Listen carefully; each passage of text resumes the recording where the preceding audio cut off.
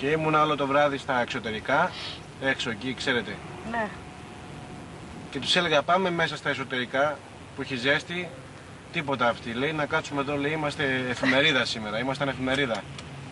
Μας είχε γράψει η εφημερίδα ότι είμαστε εκεί ανοιχτοί και ερχόντουσαν όλα τα περιστατικά εκεί.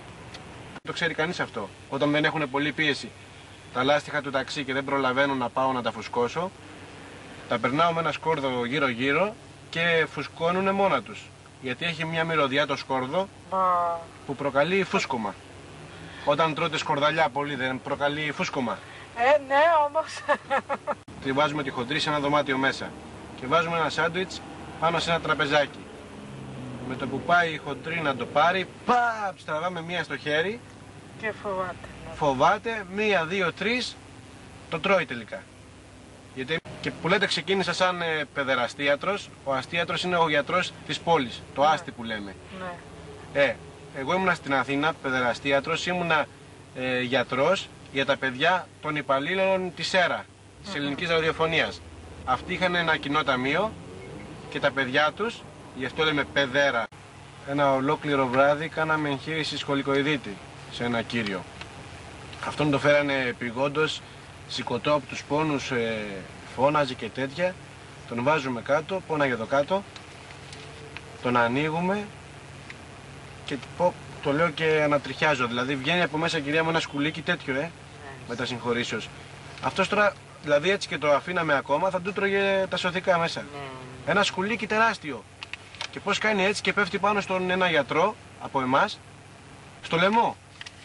Και αρχίζει να τον τυλίγει. Λες και τρελαθήκαμε, δεν ξέραμε τι να κάνουμε τώρα εμείς.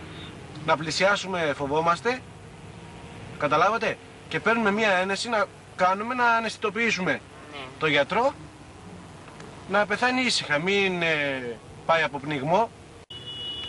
Τι να κάνω, το ξανασπάω, του το ξανακολλάω. Ναι, και πάλι είχε μια κλίση, όχι έτσι, ούτε έτσι, αλλά προς τα εκείνη τη μεριά. Τι να κάνω, τελικά του το κόψα. Του λέω μην ξανάρθεις, δεν σε αναλαμβάνω. Δεν ξαναήρθε, πήγε αλλού μάλλον. Μου λέει πώς θα γίνει να τον κάνουμε καλά, του λέω κοίτα να δεις, μόνο με φακελάκι. Διαφορετικά δεν γίνεται. Λέω εντάξει, και έρχεται και μου βάζει στην τσέπη ένα φακελάκι και το πιάνω και τι να δω. Ήταν ένα φακελάκι Νεσκαφέ. Έτσι έγινε, έτσι, γιατί το ήπια αμέσως στον καφέ και εγώ με πειράζει στα νεύρα. Έτσι πήγαινα. Τρελάθηκα. Εσύ σου λέει ο άλλος. Ναι, εγώ. Έχω απαιτήσεις. Έχετε κρυώσει? Σιρόπι να πάρετε. Σιρόπι θα πάρω. Για το βήχα. Να πάτε να πάρετε αυτό το αμοξίλι των 500. Μπορεί να έχει ακριβήνει κιόλας, να έχει πάει 600. Καταλάβατε. Και βγαίνει κυρία μου από μέσα, από τη σπηλιά, μια αρκούδα. Μιλάμε 6:30 η ώρα βγήκε. 7 η ώρα βγήκε όλη. Τεράστια μιλάμε. 12,5 μέτρα αρκούδα. Εν τω μεταξύ να μας πήγε ολονώνει. Και εκεί που καθόμαστε και πίναμε καφέ στα Ιμαλάια, ακούμε Jingle bell, jingle bell, singing in the rain. Όπως κάτι τα Χριστούγεννα. Τα Χριστούγεννα, γιατί όχι ο άνθρωπος τότε βγαίνει. Ήταν η ακολουθία του αυτή, που ερχόντουσαν στην αρχή. Και βγαίνει κυρία μου ένας χιονάνθρωπος 32 μέτρα ύψος. Αφού το λέω και... Ναι. Και είχε μια μύτη, ένα καρότο μεγάλο, έτσι λέω, και τον πιάναμε αυτόν, τα κάναμε φασολάδα για 2 χρόνια. Ξέρετε το καροτάκι που κόβουν και ρίχνουν μέσα. Ένα καρότο μύτη μεγάλη, αφού από ό,τι μου είπανε θα πήγαινε σε 2 μέρες να κάνει πλαστική. Στο καρότο, να ήταν πολύ μεγάλο. 7,5 μέτρα καρότο. Αλλά ευτυχώς δεν μας πείραξε. Δεν σας πείραξε. Ναι, γιατί αυτός δεν ήταν άνθρωπος, γιατί αυτός ήταν γρέπη και αρχίζει να με κυνηγάει. Τρέχω μπροστά, εγώ από πίσω το λιοντάρι. Του κουντούκου. Να μου είχε πάει, Αφού το λέω τώρα και... Και κάποια στιγμή, τι να κάνω, βρίσκομαι εγώ σε ένα αδιέξοδο, γιατί είχε ταμπέλα μες στη ζούγκλα. Αλλά εγώ δεν... Αδιέξοδο. Ναι. Είχε ταμπέλα μες στη ζούγκλα αδιέξοδο, αλλά εγώ δεν είδα. Και πάω, μπαίνω από εκεί πέρα στο στενό και μένω στο αδιέξοδο. Και έρχεται το λιοντάρι, σηκώνεται έτσι και με ακουμπάει στον τοίχο. Παπ! Εκεί, εγώ μέσα τώρα. Και μου λέει ή θα κάτσεις να σε αυτόσω ή θα σε φάω. Και τι έκανα. Έκατσα και με έφαγε. Ήμουνα δίτης και πήγαινα σε εκκλησίες υποβρύχες, γιατί ξέρετε, στο βυθό υπάρχουν θαμμένες εκκλησίες με εικόνες και τέτοια. Στη θάλασσα. Ναι, με. Επειδή έχουν βουλιάξει διάφορες πόλεις και χωριά, οι βουλιαγμένοι που λέμε. Στην Αθήνα έχετε ακούσει? Η βουλιαγμένη περιοχή.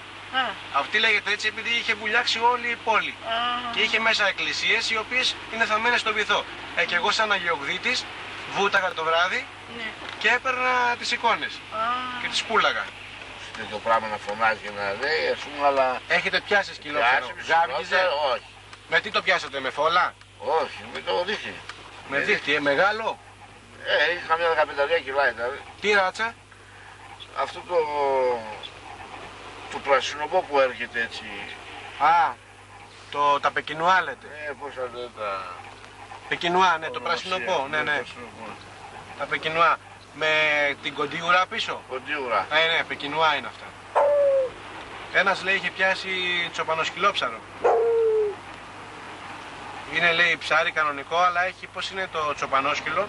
Η μούρη του είναι έτσι. Ένας φίλος μου είχε πιάσει μια κρεβατομουρμούρα. Πώς είναι η μουρμούρα η κανονική, αλλά έχει λέει σχήμα κρεβατιού. Δηλαδή είναι πλατή έτσι. Και αυτό δεν είναι κρεβατομουρμούρα. Ναι, και έχει 4 πόδια όπως είναι το κρεβάτι. Πώς είναι η καριόλα, η παλιά. Ναι.